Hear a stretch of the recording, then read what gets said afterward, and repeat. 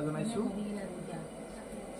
আমি ভাগৱতৰ দ্বিতীয় স্কন্ধটো আমি লৈছোঁ। ভাগৱত দ্বিতীয় স্কন্ধত কৈছে যে ভাগৱত ধৰ্মৰ মহিমা। আচলতে আমি ভাগৱত ধৰ্মটো কেনেকুৱা ধৰ্ম, এই ধৰ্মই কি বুজাইছে আমাক, এই কথাখিনি এই অধ্যায়টোত আমাক ব্যক্ত কৰিব, বুজাব। গতিকে তাকেই অলপমান বৈজ্ঞানিকজনে অৰ্থাৎ অধম নাৰায়ণ পাঠক কিছু মানে যিখিনি মতিত আহে, মনত আহে, সেইখিনিকে মই ব্যাখ্যা কৰিম, নহয় জানো? হয়তো বিশেষভাৱে বহলাই ক'ব নাজানিব পাৰোঁ, যিখিনি পাৰোঁ সেইখিনিকে মই ব্যক্ত কৰাৰ কাৰণে চেষ্টা কৰিম। গতিকে ভাগৱত ধৰ্ম বুলি কওঁতে আচলতে আমাক কৈছে, ভাগৱতে আমাক কৈছে যে আমি এক দেৱ এক হেব এক বিনে নাই কেৱ। আচলতে ভাগৱতে আমাক কেৱল এক দেৱ এক হেব এক বিনে নাইকে, ভাগৱতে সেইটোৱে কৈছে, কিন্তু বেলেগ কোৱা নাই। অৰ্থাৎ এক দেৱ এক হেব এক বিনে নাইকে মানে কি, কেৱল কৃষ্ণৰ কথা কৈছে আমাক, কেৱল কৃষ্ণ। কৃষ্ণ অবিহনে সংসাৰত কোনেও সংসাৰৰ পৰা উদ্ধাৰ কৰিব নোৱাৰে। আমি মনুষ্যসকলে সংসাৰৰ পৰা উদ্ধাৰ কৰিব লাগিলে কেৱল কৃষ্ণৰ নামৰ দ্বাৰা দিয়ে উদ্ধাৰ হ'ব পাৰে। বাকী অন্য দেৱ দেৱী আদি কৰি ইমাহা যদি পূজা কৰিও থাকোঁ, তাৰ পৰা কিন্তু আমি একো লাভ নহ'ব বুলি কৈছে, একোই লাভ নহ'ব। এইটো শাস্ত্ৰ কৈছে, ভাগৱতে কৈছে। কিন্তু আমি কিন্তু এইটো নুবুজি আমি সংসাৰত কি কৰ্ম কৰি আছোঁ, কি নকৰিছোঁ, এইটো অজ্ঞানতাৰ মাজেৰে কৰি আছোঁ। আমি জ্ঞান লোৱা নাই, জ্ঞান মানে লোৱাৰ চেষ্টাও কৰা নাই, আমি বুজোৱাৰ চেষ্টাও কৰা নাই। ভাগৱতে কি কৈছে, ভাগৱতৰ কথাখিনি গ্ৰহণ কৰিব আমি বিচৰা নাই। কিন্তু আমি যদি ভাগৱতৰ কথাখিনি গ্ৰহণ নকৰোঁ, তেতিয়াহ'লে আমাৰ কাৰণে বিপদ বুলি কৈছে। বিপদটো কিন্তু আমাৰ কাৰণেই। কি বিপদ?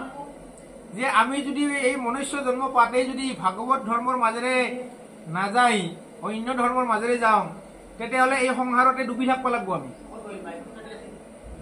সংসাৰত ডুবি থকা মানে কি, এই সংসাৰত 84 লাখ জীৱ আছে, এটাৰ পিছত জন্ম মৃত্যু জন্ম মৃত্যু জন্ম মৃত্যু হৈয়ে থাকিব লাগিব। আমি প্ৰতি বছৰ প্ৰতিবাৰে হৈ থাকিব লাগিব। 84 লাখ জীৱই আছে। গতিকে 84 লাখ জীৱ ভ্ৰমণ কৰাৰ ইচ্ছা আছে নেকি? যদি নাই, তেতিয়াহ'লে কৈছে যে সাৱধান হ, সাৱধান হ, এইবাৰ এবাৰ আৰু কি ভৰসা কৰা, মনুষ্য হইবা। আৰু মনুষ্য হোৱা আশা কৰা নেকি? মনুষ্য নাপা, এইবাৰ বেলেগ জনিত জন্ম হ'ব লাগিব। গতিকে সেইকাৰণে আমি ভাগৱত ধৰ্মৰ মাজেৰে ভগৱান কৃষ্ণক ভক্তি কৰি, ভক্তিৰ মাজেৰে আমি এই ভৱ সংসাৰ পাৰ হৈ বৈকুণ্ঠৰ স্থান ল'ব দিছে। আৰু বৈকুণ্ঠৰ স্থান ল'লে আৰু কেতিয়াও তেওঁৰ জন্ম নহয়, মৃত্যু নহয়, তাকে অমৰ বুলি কৈছে। এই কথাবিলাক আমি নুবুজো। কিয় নুবুজো? কাৰণ আমি ভাগৱতেই নহয়, নহয় জানো? আমি ভাগৱত নোহোৱাৰ কাৰণে বুজি নাপাওঁ। কেৱল খঙাৰতে ব্যস্ত হৈ খালি ধন লাগে, টাকা লাগে, পইচা লাগে, আমাৰ ইমানতে ব্যস্ত হৈ আছে, নহয় জানো? সেইকাৰণে কৈছে যে আমি এই ভৱ সংসাৰ পাৰ হ'ব লাগিলে ভাগৱত ধৰ্মৰ মাজেৰে যাব লাগিব কৈছে আমাক, কেৱল ভাগৱত ধৰ্মৰ মাজেৰে। ভাগৱত ধৰ্ম অবিহনে কিন্তু সংসাৰ কোনেও নতৰে বুলি, কোনেও নতৰে সংসাৰ। আমি যে ইমাহা কৰি থাকোঁ, যে দেৱ দেৱী পূজা কৰি থাকোঁ, কিবা কিবি কৰি থাকোঁ, কামনা বাসনা আকাংক্ষা, ইমাহা কেৱল দেহৰ লাভ, লাভটো দেহৰ, আত্মাৰ লাভ নহয়। আমি আত্মাৰ লাভৰ কৰ্ম কৰিব লাগিব। আত্মাৰ লাভৰ কৰ্ম যিয়ে কৰিব সিহে যাব, গতি পাব, বৈকুণ্ঠলৈ যাব, কৃষ্ণক পাব। আৰু দেহৰ কৰ্ম যিমানেই কৰিম সিমানেই এই সংসাৰতেই ডুবি থাকিম, এই সংসাৰতে ডুবি থাকিম। সেইকাৰণে এনেকুৱা কৈছে আমাক ভাগৱত ধৰ্মৰ কথা ক'বতে, জয় জয় কৃষ্ণ যাৰ স্মৰণ মংগল, জাগ জগদীৰ মহৰি নাম মহাফল, হেনয় পৰমানন্দ মাধৱ কনিতে, কুমৰীয় নৰ নিৰন্তৰে কচিতে,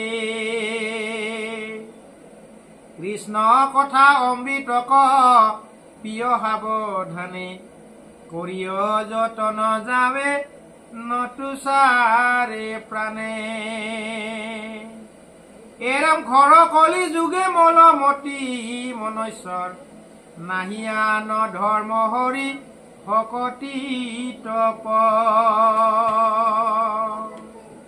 জয় জয় কৃষ্ণ যাক স্মৰণ কৰিলে পৰম মংগল হয় যাৰ নাম ললে যাক স্মৰণ কৰিলে মংগল হয় নহয় জানো যাক যোগ অৰ্থাৎ পূজা পাতল সমস্তৰে ফল হৈছে হৰিৰ নাম হৰিৰ নামত মহাফল থকা বুলি কৈছে গতিকে যদি হৰিৰ নামত মহাফলে আছে হৰিৰ নাম বাদ দি আমি যাক যোগ পূজা পাতলত ব্যস্ত হৈ থাকো নহয় জানো সেইকাৰণে কৈছে যে যাক যোগৰ যোগাধীৰ হৰিৰ নাম মহাফল হেন পৰমানন্দ মাধৱক নিতে কুমৰীয় নৰ নিৰন্তৰে একচিত্তে এই নৰক কৈছে মানুহক কৈছে একচিত্তে স্মৰণ কৰ নহয় জানো একচিত্তে স্মৰণ কৰিলে সেই কৃষ্ণৰ কথা কৈছে যে কৃষ্ণৰ কথা অমৃত প্ৰিয় সাৱধানে ইমানেই অমৃত কৃষ্ণৰ কথা ইমানেই অমৃত আমি যদি সাৱধানে পান কৰো বা পিয়াও তেতিয়াহ'লে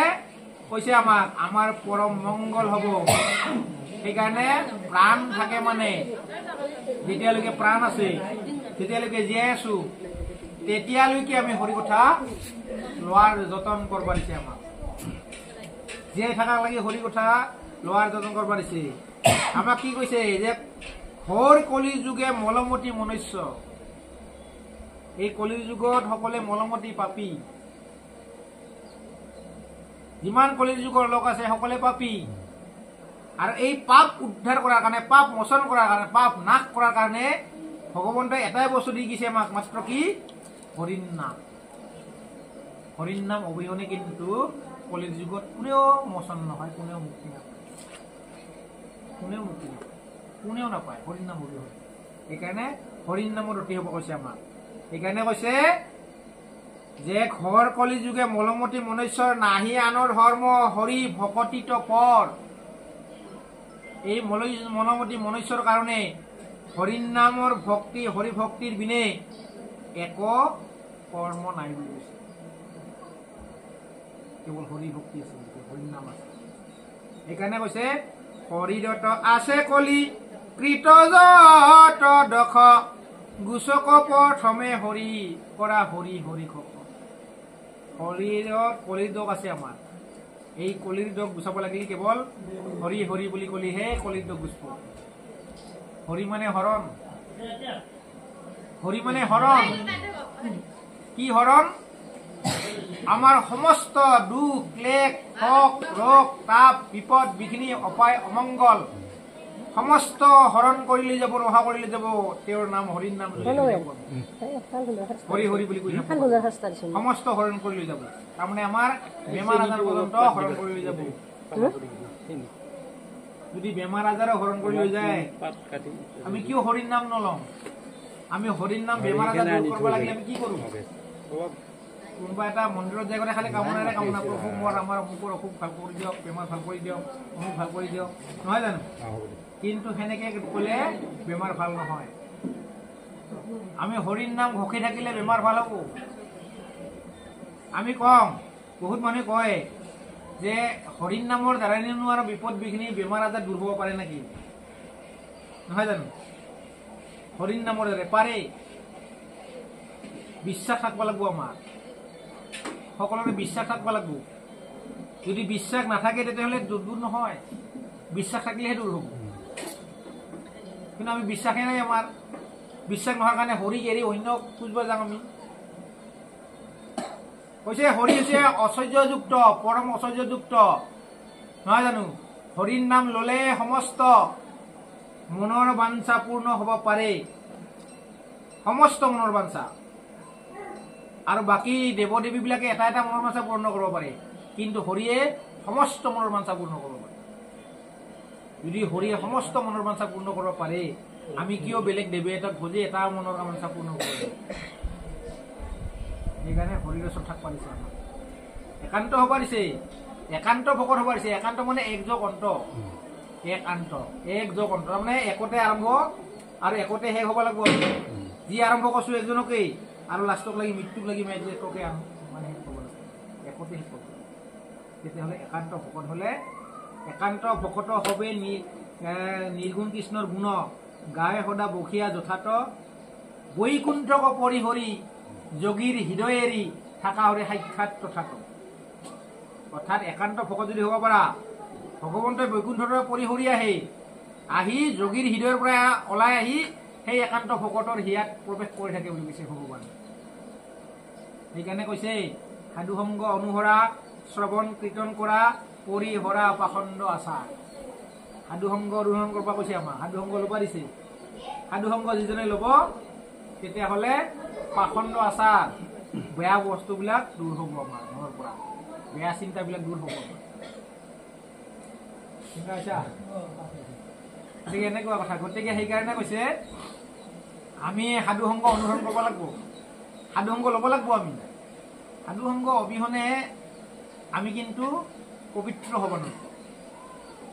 সেইকাৰণে কৈছে অপবিত্ৰ যিটো অতি পবিত্ৰ হয় বা যদি সমস্ত অৱস্থা আছে পায়া কমল লোচন যিটো তাৰেকে হোমৰ হিত বাহিৰে ভিতৰে হয় ছায়া।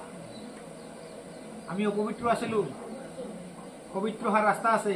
কমল লোচন মানে ঈশ্বৰ কৃষ্ণ, যিজনে কৃষ্ণক স্মৰণ কৰি থাকে, ভক্তি কৰি থাকে, একদম বাহিৰো শুদ্ধ হয় ভিতৰো শুদ্ধ হয়।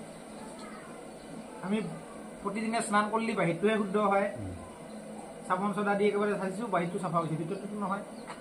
কিন্তু ভিতৰ চাফা হয় কেতিয়া? কমল লোচনক স্মৰণ কৰিলে, তেওঁৰ নাম লৈ থাকিলে ভিতৰটোও চাফা হৈ যায়। সেইকাৰণে আমি সদায় ঈশ্বৰ চৰণত শৰণাপন্ন হৈ পোৱা গৈছে আমাক।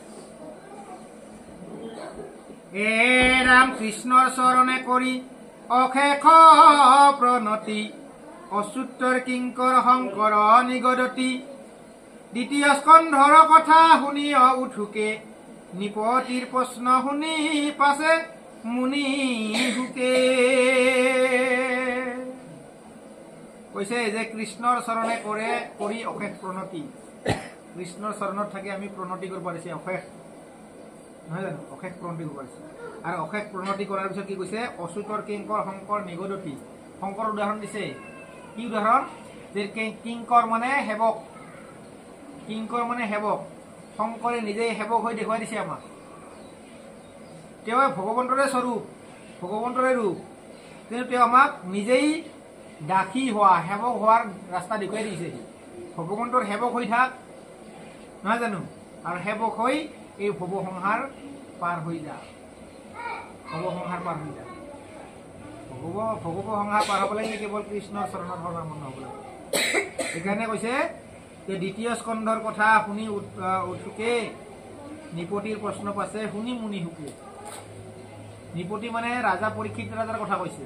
পৰীক্ষিত ৰাজাই ভাগৱতখন শুনি আছিল শুকমুনিৰ মুখে। আৰু শুকমুনিৰ মুখে শুনি থাকোঁতে নিপতিয়ে বাৰে বাৰে প্ৰশ্ন কৰিছিল শুকমুনিক। কেনেকুৱা প্ৰশ্ন কৰিছিল?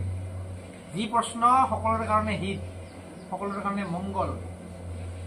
সেনেকুৱা প্ৰশ্ন। কেনেকুৱা সকলোৰ কাৰণে মংগল? যে যিটো প্ৰশ্ন আমি কৰিম সেইটো প্ৰশ্নৰ দ্বাৰাদি আমাৰ জ্ঞান উদ্ভৱ হ'ব লাগে, সকলোৰে জ্ঞান লাভ হ'ব লাগে। এতিয়া কৈছে আমাক প্ৰথম অধ্যায়ত এটা শ্লোকত কৈছে, কি কৈছে? সৌনকে সুতক কৈছে, সৌনক বদতি সুত মহামানী পৰম্পা টকি পকলি পাইলেহে নজানি আৰম্ভিল যজ্ঞ আখি সহস্ৰ বৎসৰ ধুম ধুম ধুমে বৰ্ণ ভৈলে কলে বৰ। সুতক প্ৰশ্ন কৰিছে, হে সুত মহামানী, আপুনি মহান জ্ঞানী, আপুনি মহান পণ্ডিত, গোটেই ঘোৰ কলিৰ যুগ আহি পাল। কলিৰ যুগ যেতিয়া আহি পাল, এই কলিৰ যুগত কৈছে যে হৰিৰ নামে হার, হরির নাম বিনে কেউ নাই আর। কেবল হরির নাম আছে কলির যুগত, হরির নাম বিনে একো নাই বুলি কৈছে আমাৰ শূন্য। কিন্তু আৰম্ভিল যজ্ঞ আখি সহস্ৰ বছৰ ধুমৰ ধুমে ধুম বৰ্ণ ভৈলে কলে বৰ। কিন্তু আজিৰ যুগৰ মানুহবিলাকে দেখোন কেৱল হোম যজ্ঞকে ব্যস্ত হৈ আছে। কিয়? কাৰণ এইবিলাকৰ পৰা একো লাভ নাই, তাকেই ব্যস্ত হৈ আছে দেখোন। হোমৰ ধুমে ধুম বৰ্ণ ভৈলে কলে বৰ। হোমৰ ধুমে অৰ্থাৎ হোমৰ ধোঁৱাৰ দ্বাৰা দি কেৱল ধোঁৱা বৰ্ণৰ হয় শৰীৰটো, একো লাভ নাই। কেৱল শৰীৰটোহে কালা হয়, কেৱল শৰীৰটো কালা হয়, একো লাভ নাই তাতে। সুন্দৰকৈ প্ৰথম শ্লোকত লিখি দিছে, প্ৰথম শ্লোকত একদম। গতিকে এই কথাখিনি দেখি থোৱাৰ পিছতো আমিতো সীমাখাকে কৰি আছো, আছে নে নাই? আমি সদায় সীমাখাকে কৰি আছো। গতিকে আমি এইবিলাক বুজি পোৱা নাই, কিয় পোৱা নাই? আচলতে আমি এইখিনি জ্ঞান লোৱাৰ চেষ্টা কৰা নাই, আমি কাৰো পৰা এইখিনি বুজবাৰ চেষ্টা কৰা নাই। চেষ্টা কৰলেও তাৰমানে মানুহগিলাই ভাবে কি অমুকে ইংকে ইংকে পড়ছে, ইংকেহে বুজাইছে, গতিকে সেইটোহে ল'ব লাগে, সেই ইংকে তাৰমানে ৰৈ আছে মন নাই তাৰমানে। মই বহুত চাইছো, বহুত ভাগৱতী শুনলো, গতিকে সেইটো উদাহৰণ দিব, অহংকাৰটো তাৰমানে আহি গৈছে। গতিকে এই কথা, গতিকে আমি কৈছে সেইকাৰণে ভাগৱতখন কৈছে এনেকুৱা এখন শাস্ত্ৰ, যিখন শাস্ত্ৰই আমাক সম্পূৰ্ণ পবিত্ৰ কৰিব পাৰে, জ্ঞানী কৰিব পাৰে, মহন্ত কৰিব পাৰে, মহান জ্ঞানী কৰিব পাৰে, জ্ঞানী হ'ব পাৰোঁ যিখন শাস্ত্ৰ শুনি। আৰু সেই জ্ঞান মাৰ্গৰ দ্বাৰাই আমি মহন্ত হৈ যাব পাৰোঁ, সাধু হ'ব পাৰোঁ। আমাৰ খং উঠাটোও বন্ধ হৈ যাব, আমাৰ বস্তুৰ প্ৰতি লোভটো বন্ধ হৈ যাব, মোহটো বন্ধ হৈ যাব, নহয় জানো? চব বন্ধ হৈ যাব বুলি কৈছে, নিজে নিজে নোহোৱা হৈ যাব যেতিয়া আমি এইখন শুনিম, একান্ত চিত্তে শুনিম। খং আমাৰ লোভ মোহবিলাক নোহোৱা হৈ যাব, যি পাইছোঁ ভগৱন্তৰ সেয়ে হ'ব বুলি মনত এটা ভাৱ জাগব আমাৰ, হ'ব ভগৱানে যি মিলিছে, নহয় জানো? এই ভাৱ জাগাই দিব শাস্ত্ৰখনে, যদি আমি একান্তভাৱে শুনিব পাৰোঁ। কিন্তু আজি এইবিলাক আমাৰ ভাৱ নাই, আমি শুনা নাই কাৰণে জ্ঞানখিনি হোৱা নাই। জ্ঞান নোহোৱাৰ কাৰণে লাগেহে লাগে, আজিও লাগেহে লাগে, নহয় জানো? নুকুলাই আমাক, নুকুলাই। কিয় নুকুলাই? সেইকাৰণে নুকুলাই আমাক, কাৰণ আমি শাস্ত্ৰৰ জ্ঞানখিনি লাভ কৰিবই পৰা নাই। সেইকাৰণে কৈছে কৃষ্ণপদ পংকজক হৃদয়ত ধৰি দিলন্ত সিদ্ধান্ত তাংক সাধুৰ বাদ কৰি ধন্য নৰপতি মতি উত্তম তোমাৰ কুশিলা সাহিত্য কথা সংসাৰতে হাত। পৰীক্ষিত কৈছে, হে নৰপতি, তোমাৰ মতিটো বৰ উত্তম, তোমাৰ মতি উত্তম। মতি যদি উত্তম থাকে, মতিটো যদি ভালে থাকে, তেতিয়াহ'লে সি কি হ'ব? সুন্দৰ কথা ক'ব, সি সুন্দৰ আচৰণ হ'ব তাৰ, সুন্দৰ আচৰণ, সুন্দৰ বাক্য, সুন্দৰ আচৰণৰ দ্বাৰা দি এনেকে চলিব, তাৰ কেতিয়াও বিপদগামী তেওঁ নহয়, তেওঁ কেতিয়াও বিপদত নপৰে। তেনেকুৱা। গতিকে আমি যে বিপদত পৰোঁ, আমাৰ মতিটো উত্তম নহয়, আমাৰ মতিটো দুৰ্বল, মতি আমাৰ কোভাই গুচি গৈছে, বেলেগত গৈছে, পাখনত গৈছে। পাখনত যোৱাৰ কাৰণে আমি কোৱা কথাখিনিও আমি বেয়াকে কওঁ, কাৰোবাক কিবা এটা কথা কৰ্ম কৰা দেখা পাইছোঁ, তাতে আমি বেয়াকে কথা ক'লোঁ, নহয় জানো? যাৰ উত্তম মতি, তেওঁক বেয়াকে নকয়, সুন্দৰকে কৈ তেওঁক এটা জ্ঞান প্ৰদান কৰিব। মানুহ এজনক যদি সুন্দৰকে কোৱা যায়, মানুহজনে শুনিব। যদি গালি পাৰি কোৱা, ভাল কথা কৈও কিন্তু নুশুনে, নহয় জানো? কি গালি পাৰিবি তই মোক, এনেকুৱাকে উল্টাকে ক'ব, নহয় জানো? গতিকে সেইকাৰণে মতি উত্তম হ'ব কেতিয়া? যেতিয়াহে আমি ভাগৱত শ্ৰৱণ কৰিম, কীৰ্তন কৰিম, তেতিয়া উত্তম হ'ব, মতি ভাল হ'ব। এৰা মোক্ষৰ সাধন হিত জগতৰে হিত লভিলে মুকুতি হিত তাহাৰে বাঞ্ছিত আৰু নাহি জ্ঞান যাৰ জাতি ধৰ্ম মাত্ৰ কৰে নিতে বলি বিশ্ব পঞ্চযজ্ঞ আচৰি। তোমাৰ কি কৈছে? মুখ্যৰ সাধন হিত জগতৰ হিত লভিলে মুকুতি হিত তাহাৰে বাঞ্ছিত। অৰ্থাৎ আমাক কৈছে আমি ভাগৱত শ্ৰৱণ কৰি থাকোঁতে মুখ্য সাধন কৰিব পাৰোঁ, মুখ্য লাভ কৰিব পাৰোঁ, নহয় জানো? আৰু মুখ্য যদি নহয়, বা আমি যিটো বাঞ্ছা কৰোঁ, মনেৰে যিটো বাঞ্ছা কৰোঁ, সেইটো পূৰ্ণ হ'ব পাৰে। আমাৰ বোলে মুখ্য নলওঁ, অলপ সংসাৰতে ব্যস্ত, সংসাৰ তেতিয়াহ'লে আৰু আপোনাক সংসাৰতে ব্যস্ত কৰে। সংসাৰৰ যদি কিবা বস্তু লাগে আপোনাক অভাৱ নোহোৱা কৰি দিব, এইটো মানে মোৰ মনৰ বাঞ্ছা দি হ'ব এইটো। কাৰণ যিহেতু আমি কৈছে যে কৃপাৰ পাত্ৰ, ভগৱন্তক স্মৰণ কৰাতে কৰাতে কৰাতে কৰাতে ভগৱন্তৰ আমি কৃপাৰ পাত্ৰ হৈ পৰিম। যেতিয়া কৃপাৰ পাত্ৰ হৈ পৰিম, তেতিয়া আমি মুখেৰে যি প্ৰকাশ কৰিম, অৰ্থাৎ মনেৰে যি ভাবিম, মনেৰে ভাবা সেইবিলাকো বোলে পূৰ্ণ হৈ যাব পাৰে। কিবা এটা ভাবি আছোঁ, সেই ভাবাটো পূৰ্ণ হৈ যাব। সেইকাৰণে আমি প্ৰথমতে কৃপাৰ পাত্ৰ হ'ব লাগে। আমি নামঘৰত যাই কি কৰোঁ, মন্দিৰত যাই কি কৰোঁ, সেৱা কৰাৰ লগে লগে প্ৰভু মোক ল'ৰাটো চাকৰি দিওঁ দে, মোৰ ছোৱালীটো চাকৰি দিওঁ দে। কিন্তু ভগৱান বা কৃপা হৈছে না হোৱা নাই, ভগৱান বা সন্তুষ্ট হৈছে না হোৱা নাই। আগতে ভগৱন্তক সন্তুষ্ট